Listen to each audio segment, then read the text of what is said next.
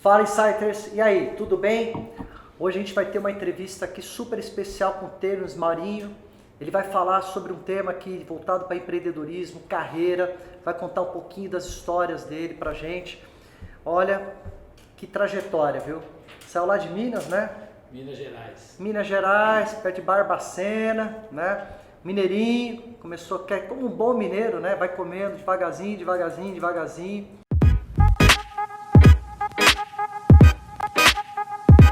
Obrigado por você estar aqui com a gente no canal. Obrigado por você participar desse projeto, da gente poder compartilhar boas histórias, né? Bom, eu é que tenho que agradecer a oportunidade de estar aqui, de falando para esse isso. público, para esses jovens, né? Estou muito feliz. As pessoas conseguem geralmente raciocinar assim no final da história, né? O time, quanto é que foi o jogo? Ganhou, perdeu? Ali o que vale é o resultado. Mas a vida é uma longa caminhada. E falar para jovens, para mim, é o foco da minha vida de hoje, que é doar um pouco, devolver um pouco para o meu país de tudo que a vida me deu.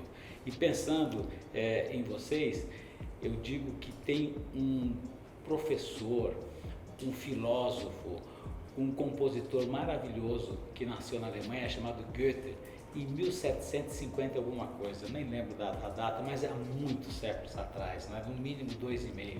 Ele já naquela época dizia: é fácil conhecer o futuro de uma nação, basta você observar de como se cuidam das suas crianças.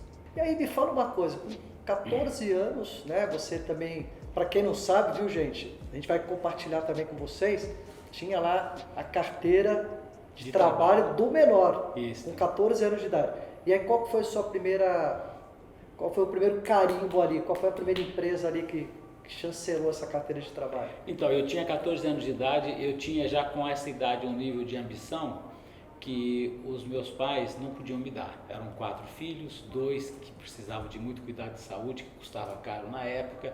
Meu pai era bancário e ele falava para mim: meu filho, o que eu posso te dar é essa mesadazinha pequenininha aí. Se você quiser mais, quando você estiver em férias, que era o mês de julho, dezembro, janeiro e fevereiro, vai trabalhar. E daí você ganha um pouquinho mais. E com isso, com 14 anos, eu já podia trabalhar. No Brasil existia um documento chamado Carteira de Trabalho do Menor, né? Eu tirei a minha carteira de trabalho do menor, vocês vão ver a foto dela aí, né, que existia, e fui trabalhar de office boy, que na época chamava arquivista, né? No meu caso, do departamento pessoal de uma empresa chamada Bianco e Savino, que fica no Belenzinho, no Paris, na zona leste de São Paulo, e lá eu fui trabalhar de office boy. Achei uma maravilha, pena que durou pouco, porque daí eu tinha que voltar para a escola, mas meu pai estava certo que eu tinha que estudar, né? Mas ali foi meu primeiro emprego. E de lá até hoje, eu, graças a Deus, nunca parei de trabalhar na vida. E estou aqui no ano 69 para fazer 70 em agosto do ano que vem, 2021. E aí, de lá você já foi direto para Bayer ou ainda passou por outras oportunidades? Não, eu fui trabalhar num banco que não existe mais, chamava Banco Halles, que ficava no centro de São Paulo, e lá eu fui trabalhar de auxiliar de departamento pessoal, que hoje o nome bacana seria assistente de RH, mas na época o nome era esse mesmo, né? E eu fiquei 2 anos nesse banco e depois, com 21 anos de idade, eu fui trabalhar na Bayer, na indústria química e farmacêutica Bayer aqui no Brasil. E aí chega um brasileiro lá na Bayer, uma empresa alemã, e essa trajetória que você teve dentro da Bayer, como que você construiu essa carreira? E eu acho mais importante para todo mundo que está iniciando dentro de uma empresa e que quer construir uma carreira, dica de ouro aí para turma, que essa dica vale, hein? Conta pra gente isso aí. Olha, eu fico muito feliz de falar para vocês, né, que estão assistindo aqui, nos assistindo. Quando eu entrei na Bayer na área de RH, eu percebi logo de cara, nos primeiros meses de trabalho, ainda no período de experiência, eu não sei como é hoje, mas na época eram 90 dias de experiência, que a Bayer era uma empresa no Brasil, mas bastante alemã. Todos os diretores eram alemães, vários gerentes eram alemães, então era uma empresa realmente alemã instalada no Brasil com muita competência. Imaginem que a Bayer chegou no Brasil em 1896, eram 7 anos que o Brasil era república, a Bayer já estava aqui no Rio de Janeiro, né? E então toda a diretoria da empresa era alemã. E eu fiquei lá nos 90 dias de experiência, fui aprovado como assistente de RH, mas falei: não, eu acho que eu vou sair dessa empresa porque eu não vou ter futuro aqui. todo mundo que está aqui em cima é alemão, né? Como é que eu vou ter chance como brasileiro, né? E mineiro lá de Alto Rio Doce, acho que não vai funcionar. Mas daí eu decidi, falei, não, antes de ir embora da Baia, eu vou tentar entender o que esses caras falam, eu vou estudar alemão. E comecei a estudar alemão escondido, porque eu tinha vergonha de falar, comecei e não terminei, porque eu achava muito difícil, e estudava alemão à noite no Goethe-Institut, que era um instituto cultural alemão aqui no Brasil, ficava quase na esquina ali da Avenida Paulista com a Rua Augusta, e lá ia eu de noite estudar alemão, o curso básico, né? E comecei a me entusiasmar, achava bacana estudar alemão, e depois de algum tempo eu comecei a sentir de 0 a 10 assim, que eu já conseguia entender 1 ou 2 de alemão, de 0 já não estava mais. E daí um dia eu cumprimentei o meu chefe, que era o diretor de RH da Baia, um senhor alemão, Dr. Heinz Miller, e conversando com ele, eu falei para ele, bom dia, como vai o senhor, em alemão? Guten Morgen, Herr Dr. Müller, wie geht's Ihnen? Que eram algumas coisinhas que eu já estava aprendendo na escola. E daí ele olhou assim para mim e falou, o que ia acontecer? Baixar uma espírito alemão em você? Né? Eu falei, não, doutor Miller, eu estou estudando alemão, é difícil, mas estou indo e tal. E ele falou, mas como estudando alemão, aonde? Daí eu expliquei, e daí ele falou, agora a Baia paga você. E daí a Baia começou a pagar o meu curso de alemão. E aí começou toda essa iniciativa, começou a buscar esse conhecimento e as portas foram se abrindo, né? Como é que foi essa abertura de portas aí ao longo do tempo? Então, eu entrei com 21 anos, quando eu estava com 29, né, o Dr. Miller, que era o meu chefe, estava se aposentando e voltando para a Alemanha, e eu fui surpreendido, realmente surpreendido, né, pelo presidente da Baia, na época, que chamava Sr. Rolf Löschner. Ele me chamou e falou, olha, o Dr. Miller está voltando para a Alemanha, se você quiser, eu vou te colocar no lugar do Dr. Miller. Só que eu não vai ser igual como é com o Dr. Miller, porque você tem 2 defeitos para a Baia. O primeiro defeito é ser brasileiro, a Baia não tem diretor brasileiro. E o segundo é a sua idade, você tem 29 anos de idade. E daí eu falei para ele, me põe dentro disso. Um garoto, né? Um garoto. E eu fiquei como gerente de RH, só que dirigindo a área através de uma procuração lavrada em cartório, que eu podia assinar pela empresa nos assuntos de RH.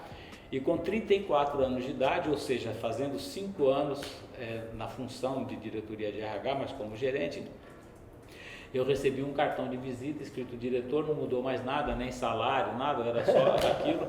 E foi o prêmio, o presente que eu ganhei, né, de ser nomeado diretor, com 34 anos. E aí, depois dessa trajetória como diretor de RH, trilhando por anos aí esse caminho, chegou uma fase aí que...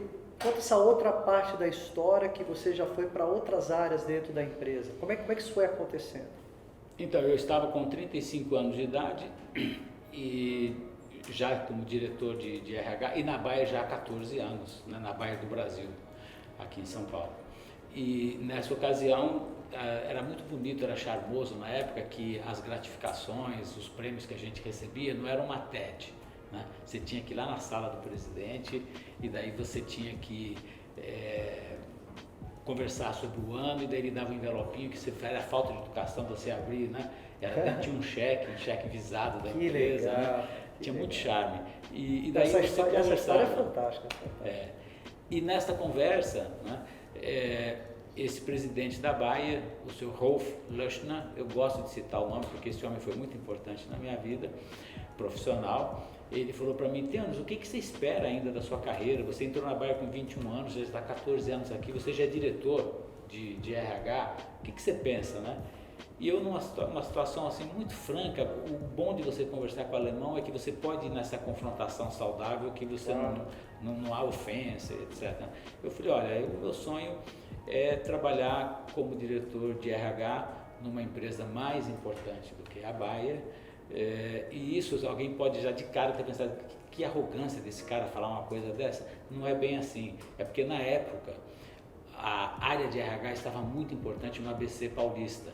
Lá tinha Volkswagen, tinha Mercedes, tinha Scania, toda a indústria automobilística, Ford estava lá no ABC, em São Bernardo, São Caetano e Santo André.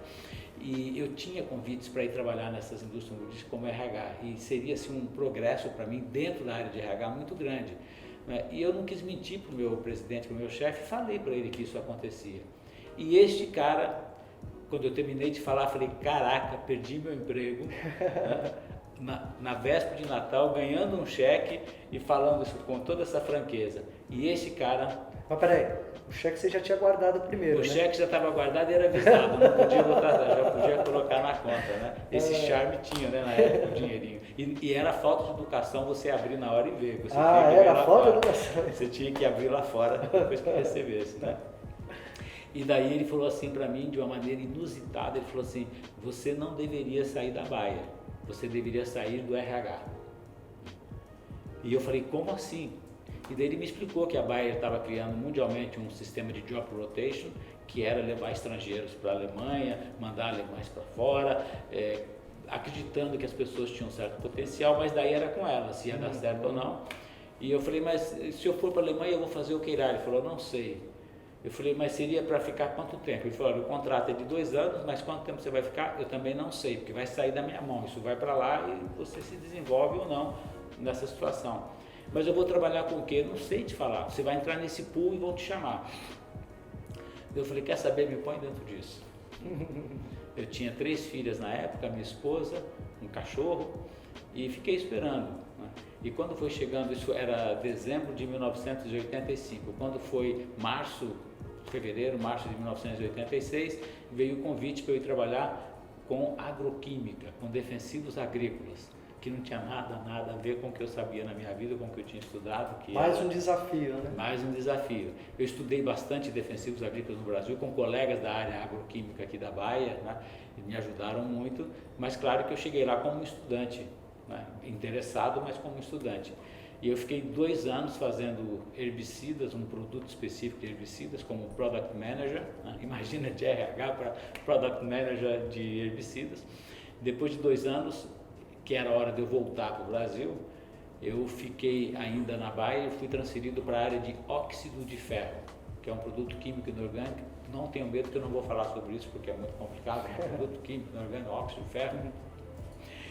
Mas era para ficar mais um período de uns 2 anos e acabou que isso resultou em quase 9 anos de Alemanha, 8 invernos alemães, e eu me tornei diretor comercial mundial do negócio de óxido de ferro da Bayer.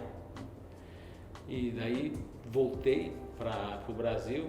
Imaginem que as minhas filhas naquela época, a que chegou lá com 6, 7 anos de idade já estavam com 15, né? E as que chegaram lá com 10 estavam com 18, 19, e daí eu voltei para o Brasil para ser diretor financeiro do Grupo Bayer aqui no Brasil. Esse diretor financeiro englobava também a RH, tinham várias atividades de back-office da empresa, e depois disso eu assumi a presidência da Bayer Polímeros, que é a divisão de plásticos e engenharia de produtos da área petroquímica, e com essa função de presidente da Bayer Polímeros no Brasil, eu trabalhava também para polímeros em toda a América Latina. Então isso foi assim o ciclo maravilhoso de 29 anos de empresa, né? E sempre testando os meus limites. É igual Olimpíada, né? Você treina o ano inteiro e de repente só um ganha medalha de ouro, só um ganha de prata, só um ganha de bronze e os outros não ganham nada. E você tem que lutar para ganhar de ouro, né? Se não der, você pelo menos ganha de prata, se não der de bronze, ou pelo menos você foi para as Olimpíadas, pelo menos você foi o campeão nacional do seu país para ser escalado para as Olimpíadas. Você sempre tem um pódio para você subir quando você luta na vida. Uns provérbios aí para a gente que são provérbios chaves para melhorar a vida das pessoas. Olha, eu vou fazer o seguinte, se você me permite. Claro. Quando eu terminei o meu livro, eu falei, pô, e quem não gosta de ler livro? Começa a ler, fala, que saco, eu não quero ler isso aí, pô, não tem nada a ver e tal, né? Eu falei, poxa, eu vou fazer para alguém que queira não gastar muito da sua preguiça, né? Então, entender o que está dentro do livro, ou alguém que leu o livro inteiro, que falou, puxa, que bacana. Eu recebo muitos comentários nas minhas redes sociais, né? Falando sobre o meu livro. E tem pessoas que leram de ponta a ponta, eu percebo pela maneira como escreveu e tudo, e tem gente que não quer ler isso, não tem vontade de ir até o final. Então, eu resumi o livro em 15 mandamentos. E esses 15 mandamentos, eles me ajudaram muito na vida, né? Isso aqui não são os mandamentos da lei de Deus, são os mandamentos que o Theonis escreveu aqui, né? E eu vou ler alguns então, claro, para vocês jovens e que me ajudaram muito na minha vida, né? Sonhe alto e faça planos desafiadores para o seu futuro. Lembre-se, os nossos olhos não ficam na nuca, a vida é para frente. O teu passado é importante, claro, é um alicerce da sua vida, é igual um tijolinho da sua casa, né? Mas vai para frente, né? Você não dirige de marcha ré, você não joga futebol de marcha ré, é tudo para frente na vida, então pensa com a sua própria vida também, olhando para frente. Não delegue o seu destino a terceiros. Tem pessoas que adoram falar assim, eu não estudei porque meu pai era bravo, batia em mim, eu nasci pobre. Gente, não fica fazendo isso. Você é o senhor de você mesmo, de si mesmo. Bola para frente, não fica jogando culpa nos outros. Sabe lá por que o seu pai, a sua mãe, o seu avô foram assim ou foram assado, eles tinham o passado deles também, não preocupa com isso. Olhe para frente. Aprenda a dizer não sempre que necessário e na hora certa. Isso aqui é uma doença de brasileiro. O brasileiro não gosta de dizer não. Mas não é uma palavra que tem no vocabulário de todos os idiomas do mundo, é para ser usado. Cara, vou te convidar, vou fazer um churrasco esse sábado lá em casa, queria muito que você viesse, traz sua mulher, traz seu filho. Puta, cara, obrigado, que legal. Vou fazer o possível para eu tô com um probleminha lá no final de semana, mas olha, eu quero ir sim, não sei o quê. O que esse cara tá falando? Que não vai, que vai te dar o cano. Né? Fala a verdade, olha, esse final de semana não dá, por isso. Né? Então, você se liberta e você vai com a vida para frente e não fica enrolando os outros. Falar uma coisa para vocês. É muito rico a gente poder compartilhar todas essas histórias, todos esses conhecimentos, todas essas dicas, né? Isso tem um valor gigante na nossa vida. Cara, quero te agradecer muito. Você está compartilhando com a gente toda essa trajetória. Claro que a gente poderia ficar aqui horas e horas e horas, porque são tantas histórias. Eu acho que o mais importante é a gente mostrar para essas pessoas o seguinte: dá para chegar lá, né? Dá para chegar lá. E dá para a gente também ser uma esponja, principalmente quem está aí iniciando essa fase da vida profissional, dessa vida empreendedora, de sugar todas essas possibilidades, né? E colocar isso em prática, né? Facilita bem a vida das pessoas, né? Obrigado por você estar aqui com a gente. Obrigado, né? Galera, aí ó. Esse é meu, tá? Só para dizer para vocês que a gente nunca pode parar de aprender, tá certo? Olha, me sigam no Instagram, no Facebook, no LinkedIn, Theondes Marinho, meu nome é meio complicado, né? Tá escrito aqui, não sei se dá para alcançar, mas bem grande, olha lá. Marinho, né? E eu faço sorteios dos meus livros, esse livro não é um negócio, eu dou 100% dos meus direitos autorais para instituições de caridade que mexem com crianças, que trabalham com crianças, mas esse livro não é um negócio. Se vocês me seguirem, nós vamos estar em contato, nós vamos conversar. Um imenso prazer poder levar essas palavras para vocês. Depois você deixa um que a gente vai sortear para os insiders. Olha que ideia legal. Aí, tá. Vai ficar aqui então um livro, Sonhar Alto, Pensar Grande, que vai ser sorteado para vocês que estão assistindo. É isso aí, gente. Obrigado por compartilhar o seu tempo com a gente. Imagina.